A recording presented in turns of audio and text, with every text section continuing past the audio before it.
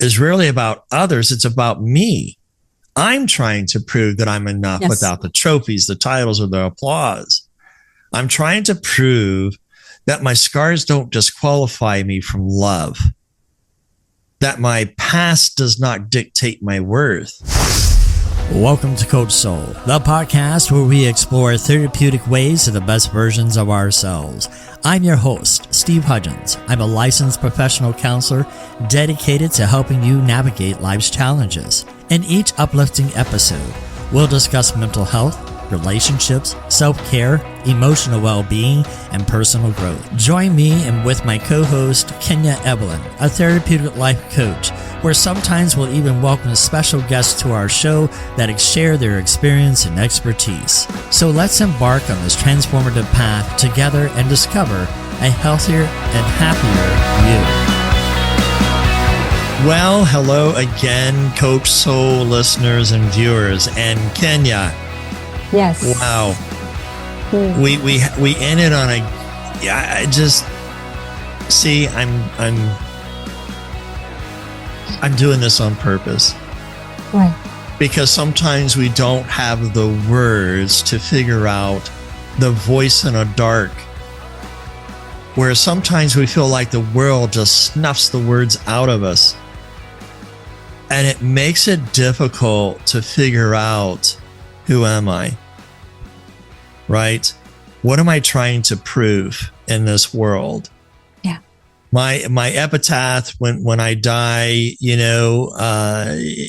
is that Dr. Steve came into this world and left it in a better place that he found it. Amen. That's just where I want to be. Yeah. So, Kenya, what are you trying to prove? Ooh, so good. Depending on the day, I can answer this question differently. Depending on the heat of the moment. I'm so being honest, right? At this moment, I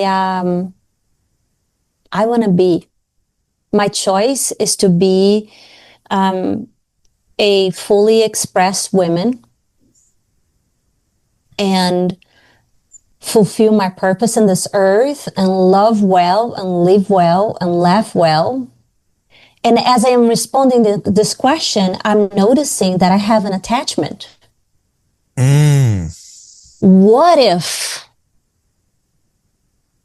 I don't live well? I don't love well. I don't laugh well.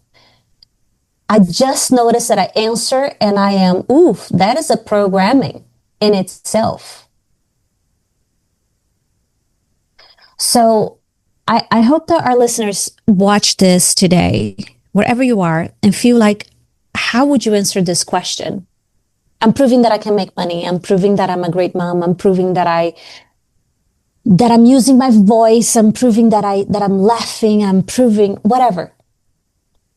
My greatest intention is not to prove anything. But if I'm not living in awareness, the programming is to prove, is to finish the day, is to complete the task, is to make an impact. And those are great answers, right?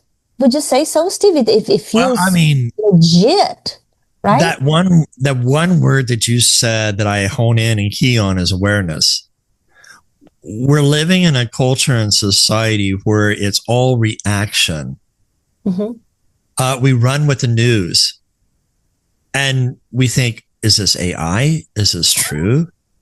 There's so much trying to find truth. It becomes difficult sometimes to hone in. You begin to watch a reel or a TikTok or whatever, and it's like, this was AI. What got me to start, And so I feel like we spend so much time of life that we chase approval. And yet rarely we stop to ask, whose voice are we trying to satisfy and why? And when I think about that, it's the danger is not just in what we're running toward, but in what are we running from? Because at some point, proving yourself stops being strength and starts becoming a prison. Yes. So I ask you, what would you change if you no longer needed to prove anything at all? I would just play. I would just be. I would just look at more clouds and sunsets. I will exhale. My shoulders would release the tension. I will hold hands more. And I would accept what is. And that is actually in my journal every day as an intention. I'm not saying, dear listeners, that I accept what is all the time, every day and every second. But my intention as a fellow human and as a fellow person is to see the gifts, is to really go with the flow, is to be present with my kids, with you, Steve, in this podcast, to just be here. My intention is to live a life being here. And every other day or every other hour, I have invitations to accept distortion in my field as normal. Oh, that's normal. Chaos is normal. Kids not listening is normal. Have your tailbone hurting is normal. It's not. It's distortion. But we live our life in such a way that our unhealthiness is what we view as normal. Not anymore. Not anymore, Steve. When I'm writing this book and I'm thinking about the anxious style that I was living in, Yes. It was normal for me, but not realizing it was unhealthy. I had to really go in to dig deep and process about who I am. And so when I do this, I'm peeling back these layers. And I found that what I'm trying to prove is really about others. It's about me. I'm trying to prove that I'm enough without the trophies, the titles, or the applause. I'm trying to prove that my scars don't disqualify me from love, that my past does not dictate my worth, and that my voice carries weight, even when it shakes. And Kenya, perhaps, beneath all of this, I'm just trying to prove that I can finally stop proving anything at all. There we go. And simply be. 100%. Well, I want to address you right now because I love you as a friend, as a person, as a man. And even the fact that you have doctor in your name, right? I can questions like, why, Steve?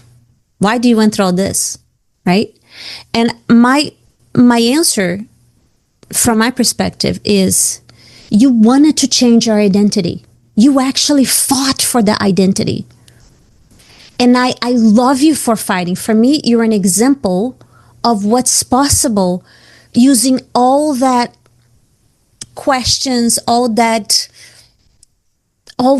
you went through, honestly, throughout your entire life, and create an impact that not just change your identity in your actual name, but you show up as, you know what?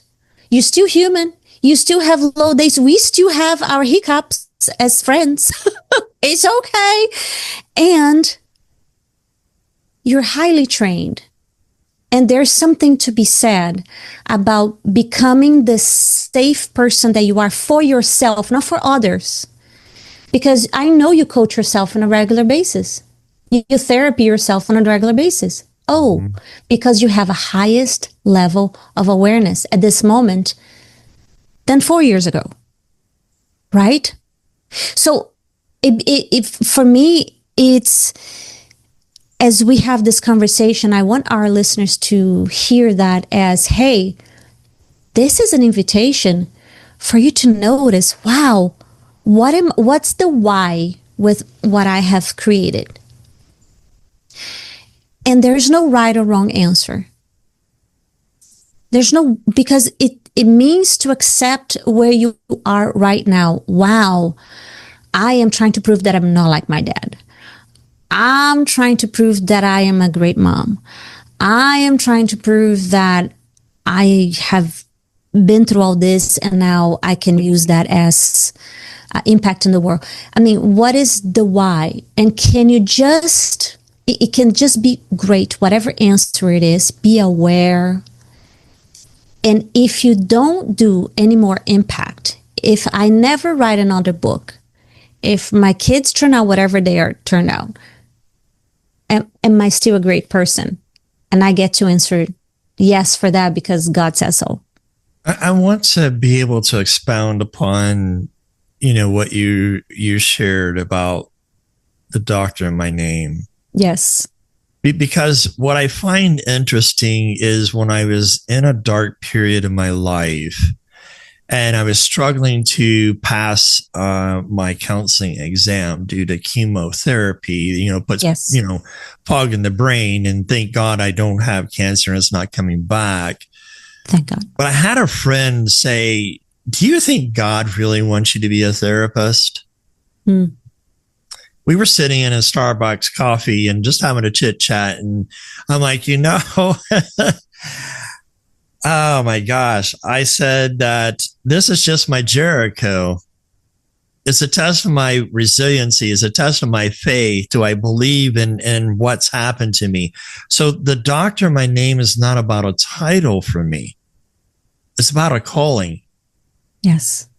Because I feel that God's placed me on this path. And every letter in that word carries the weight of lived experience. 100%. The pain that I walked through and the healing I witnessed. I don't wear it for recognition. I carry it as a stewardship. It's a reminder that the wisdom that I share is just not learned in books or the books that I've written. But to me, it's been forged in the valleys and it's been refined to the fire of faith, because I believe that I can help others climb their own mountains. And instead of pointing the finger or putting people down for where they've been or hold a grudge and resentment, I sincerely apologize for those who I've unintentionally and intentionally hurt. Can we all take a breath right here, please, Steve? Yeah. Because I feel that the frequency you just brought in is such a raw wave of alignment over identity and over the release of any weight in your field. I sense that in my field. So I want to echo what you just said. I want to echo for myself. I repeat your words as mine. And you, dear listeners, if that resonates, wherever place you have been and that you are right now, you release anyone that you perceive that hurt you, that you hurt them. I learned 3 years ago when a doctor told me if I would have waited one more hour, I would have died. Mm-hmm. This is when I had 3 different types of bacteria attacking me all at once, and the doctors couldn't figure me out. They said I was an enigma. And that's when I wrote in the journey is not my destination, about a glass. It's not about a half full or half empty. It's I'm thankful for a glass, for what can come in and what may not be. But when I think about this journey, I realized that my mother, my dad loved me in their own way. In August, it's 60 years of their marriage. However they did it, I don't know. But at the same time, what my mother doesn't understand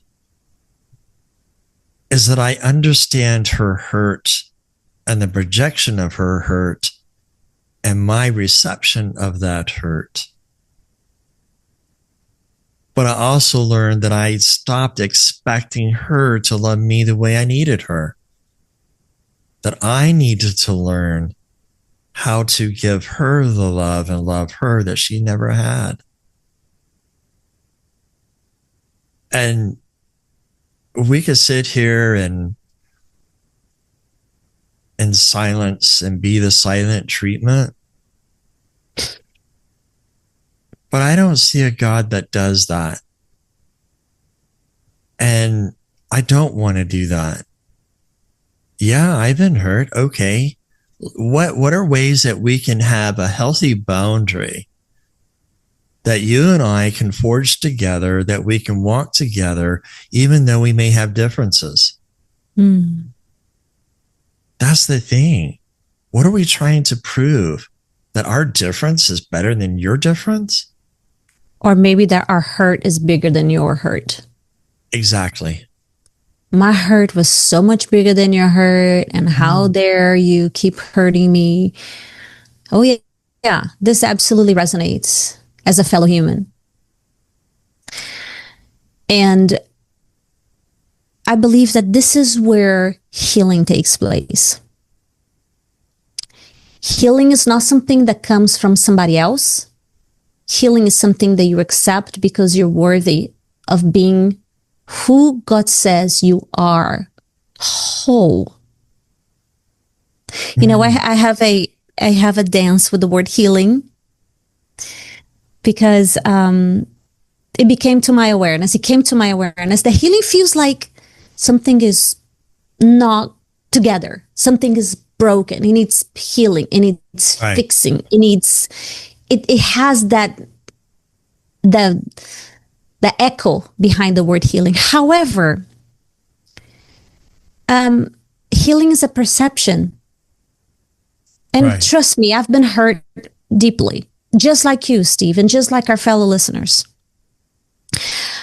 But if I identify as the hurt, then I'll be hurt more. You literally attract, like, this is who I am, then I'm going to literally magnetize more people that will make this true for me over and over and over again, because it's an identity.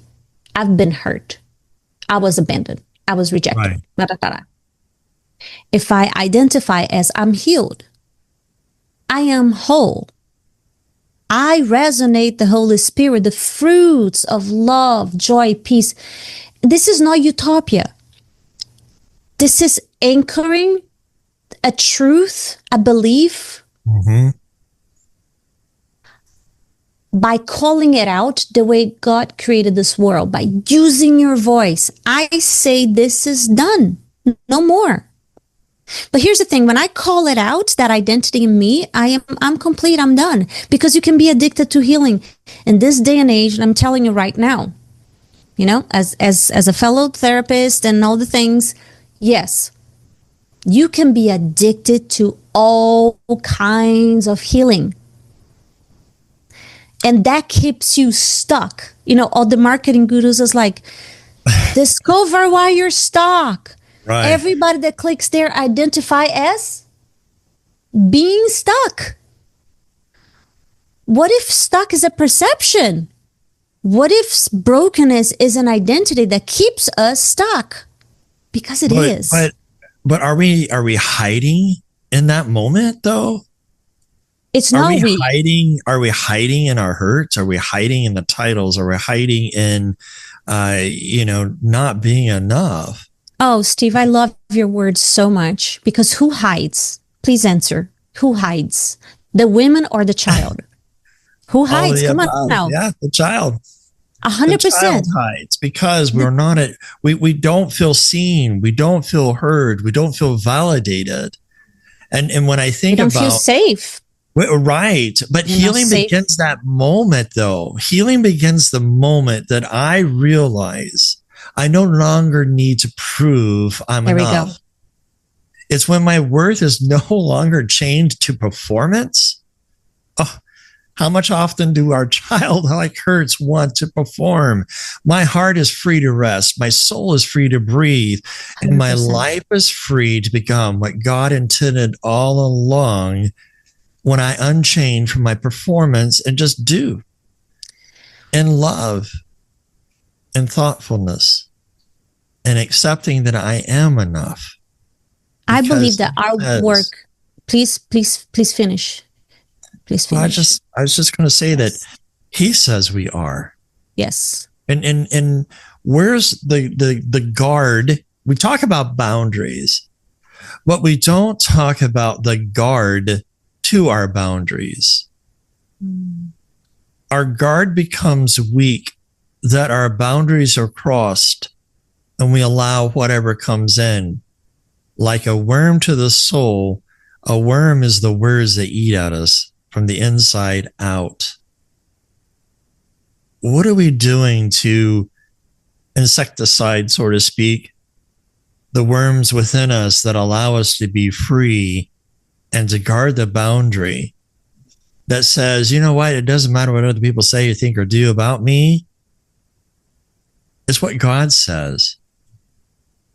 So, as I accept those words as true, number one, I accept and I claim.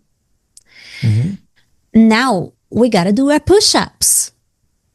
Because the habit is not to believe yes or yes. The habit, the pattern that is ingrained and is passed down not just through generations, but through pop culture and everywhere you look, on TV and music and books. It's coded everywhere, literally as if there is a bigger force that is trying to keep us stuck. And don't get me started with all the food system and all the things, right, to keep our physical body weak, therefore our mind clutter and us completely off our power and our alignment that comes from the simplicity and oneness of receiving God, receiving light, being connected to nature, all the things, all the noises, all the sounds that are actually our true source. Now, the push-ups is to, and I'm going to use the words reprogramming and recoding. What are the voices of truth? The voices that really resonates and your body has chills when you read the word. I'm just going all four here. When I am in a loving relationship with anyone, with a cat, with a puppy, right? Don't you feel that, like it's therapeutic to do this with your dog, to pet your dog. It's therapeutic to have a deep conversation or a shallow conversation full of laughter and silliness. This is us, y'all. It's deep patterning. It is simply going for what is the purest alignment. I think it's freaking fascinating, this conversation about multi-gender stuff. And then you go to cultures that they actually don't have access to the internet. And they say, yeah, men and women. Okay. Like, why are we with claws trying to distort everything? And then will you call that being accepted? I have an answer for that. My personal experience. Because we don't accept ourselves. And we want other people to accept us. And it has nothing to do with gender. It has to do with accept all the places we have been. And I'm going to use you as example, Dr. Steve, because you allow me so, right? Your DR is accepting every place you have been as I'm claiming my brilliance. So what if we don't have to go through a DR? Because it takes a lot of time and courage to pull all together and write all the things that you have written and study all the books. But I claim that I accept every version of me because at that moment, that was my best. Mm-hmm. And I release the shame. And every time that the shame goes to comes back to visit you, you say, no, I release you. I'm not in shame. I'm not in guilt. You know, because this is who I am now. Well, I like what you have to say because to kind of wrap this up a little bit, you know, believing's like that push-up. You build a strength by pressing through resistance not by avoiding it. Nope. So one thing I want to talk to our listeners about is that this week, stop chasing the need to prove you're enough and live as if you already are. Because you are. Right. And in each time, I want you to catch yourself over explaining. Each time I want you to catch yourself for competing for approval or rehearsing how to defend your worth. Pause. Yeah. Breathe. Remind yourself, God already settled my value. Then act from that truth, not from the pressure to perform. It's treat your belief like a workout. Pick one area in your life where fear is holding you back. And every day for the next 7 days until the next podcast, if you want, take that one small step forward in that area, even if it feels uncomfortable. That's right. Being in the military, it was uncomfortable doing push-ups. And I'm telling you, I was at Fort Jackson, South Carolina. We had to do push-ups. And at the same time, you have to go down where you are. And my hand landed on a fire ant's nest. And let me tell you, that felt uncomfortable. And resistance will show up like that. It's your weight to push. Each rep, you will strengthen not only your resolve, but I do believe in my trust in God's process for you. Yes. Oof, it's going to be difficult, but have your cheerleader. I mean, Kenya, you're my cheerleader. Yes. You're my pacer. I love this so much. I did not remember that story. That must have been really painful. Ugh. I know a lot of your stories, but that one really resonates. And when you receive invitations, dear listeners, to react, pause, just like Steve suggested. Make the push-up itself the pause. Make the pause your push-up. Practicing, what am I thinking? What am I about to say? And stop and see if that aligns with your essence or the previous programming, or defend and react. Not out of guilt, out of survival. God calls us to thrive, to live an abundant life of wholeness, of knowing who you are through His Holy Spirit. He says, you're mine. I wonder how much more joy we would live if we actually believed that it is done, that we're guided. Right? This week I had a bunch of crunchies with the kids, first week of school and homeschooling, and things fell out and it did not go as expected. A tutorial was not okay, and then we changed. I mean, we're adjusting.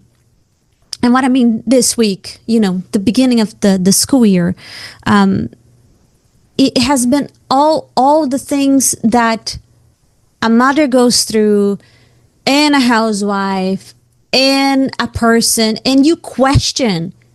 Pause and think of this. It is normal to question, but you are at choice to stay in the questioning state and bridge the gap into belief. Full belief is a choice and is a push-up. Even with that push-up, we took a rest. We're a society that goes, and does, but we don't stop. I hear women all the time, and I hear men, and I said, you've got to be able to take a pause. Well, I don't have hobbies. Go find a hobby. And I know we're out of time, and to make this short, getting hair done, getting whatever, a haircut or whatever, that's maintenance.